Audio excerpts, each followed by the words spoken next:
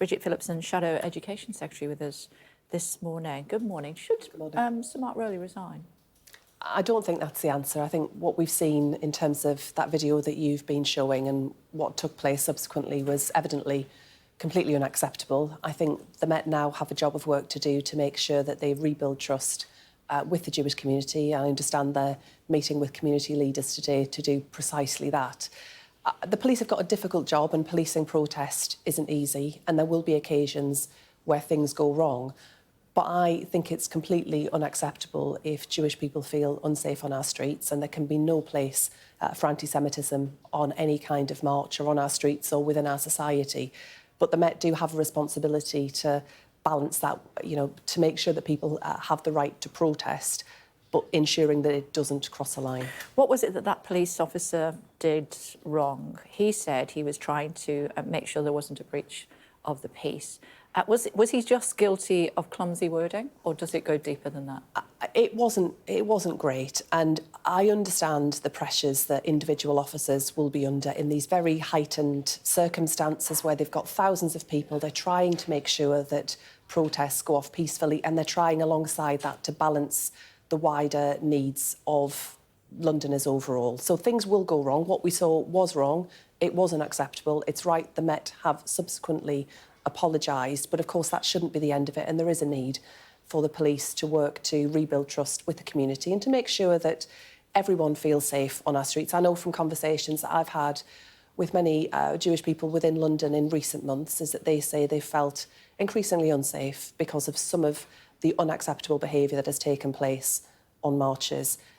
But as I say, I think the police have got a tough job. The right to protest is a really important fundamental principle in our democracy, but we can't ever allow that to cross a line. We may see a scenario next Saturday where pro-Palestinian and members of the Jewish community are both finding themselves marching in the same place at the same time. What do the police do then?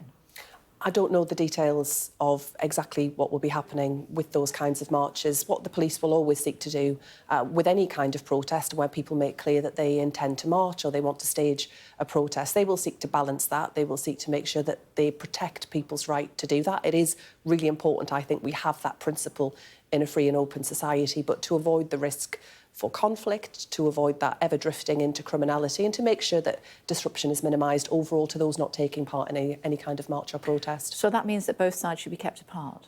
I don't know the details of exactly what is being planned. In theory, both sides should be kept apart? Well, there are often flashpoints on a range of protests, on a range of issues where the police will seek to keep apart different groups. This is not something... Isn't that what the police officer was doing?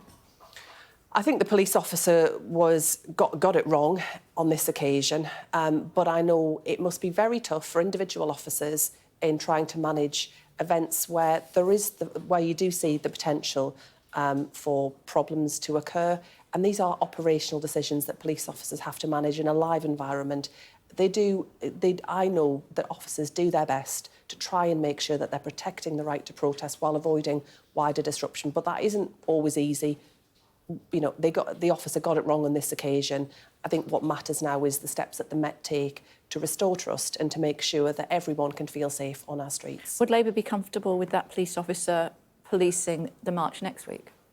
Well, I'm not going to comment on whatever processes are in place. I think where issues of conduct arise, or where there are issues that arise out of the behaviour of individual officers, it's right and proper that processes are followed. There should be an internal process for that to take place. I'm not sure it would be necessarily especially helpful for a politician to second-guess any outcome of that. And I think it's right that the Met now take a charge of this. But the police report to the politicians, don't they? Which is why Sir Mark Rowley has been summoned to the Headmaster's office, aka the Home Secretary. That's correct, but the police also have operational independence. That's also a really important principle too, that politicians don't become entwined in some of that day-to-day decision-making. But I think there is a need to set out for the Commissioner of the Met to set out the next steps that he and the Met are taking in order to ensure that the Jewish community retain confidence in their ability to police protests. And the London Mayor, what involvement should he have? Well, as I understand it, the London Mayor will also be seeking meetings with the Commissioner to discuss this. That's absolutely as it should be.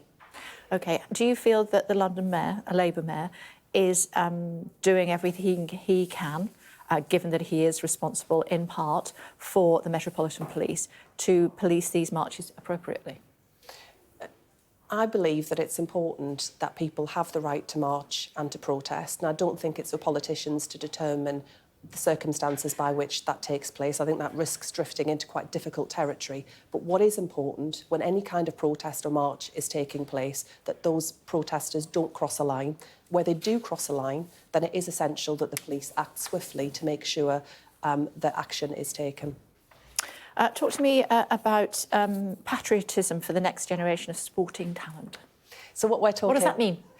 So what we're talking about today as we go into St George's Day tomorrow is the need to ensure that all of our young people get access to sport and physical activity within our schools and within our communities. We've seen a big drop-off in recent years in the number of PE hours that young people are able to undertake, and a big gap opening up between the opportunities that are there for young people in our state schools and in private schools, and also some big differences where it comes to girls and boys too, a really big drop-off amongst young women and teenage girls that we need to stop.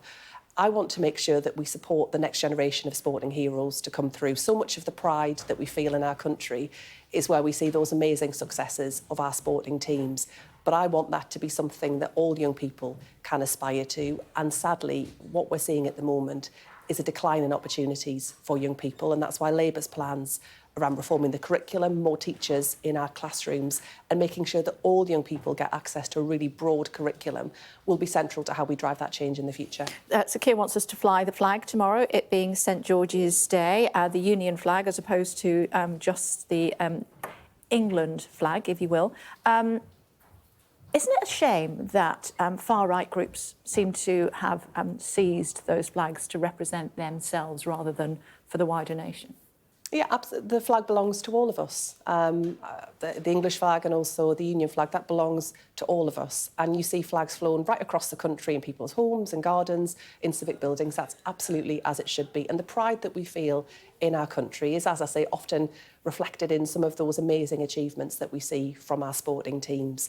And I want young people to aspire to those opportunities, to have the chance to take part in sport, because sometimes that is where a lot of that amazing pride in our country will come from.